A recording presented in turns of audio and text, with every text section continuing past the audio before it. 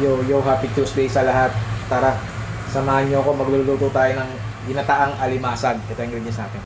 Balik kay Senpai Jampol. Salamat, Senpai.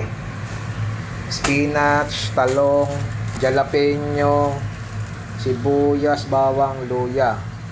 At meron pa yung gata. Game. May sa gata, may alamang.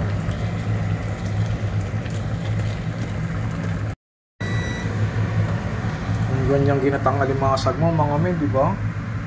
Tikman na natin yan. Sisimula natin sa yung itlogan, no? Di ba? Palami. Mas kunin natin itong malaki. Malaki na, no? Di ba? Meron pang jalapeno at spinach. Ganyang kalami mga men, di ba? So, the moment of truth, tikman na natin ang ginataang alimasag. Thank you Lord, tadamimas. So, unahin natin yung lugan, no? Kalami. Kain tayo, kain. Pakinit.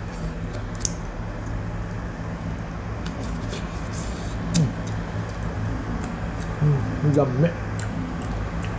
Ano pa yung mga men? Mainit lang.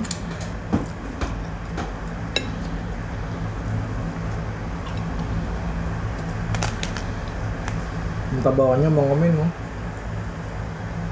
Sarap, taba.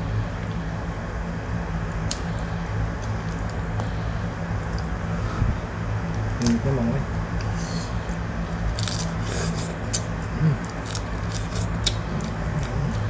Pakalami. Pinakalami sa lahat yung jalapeno sa kayong talong.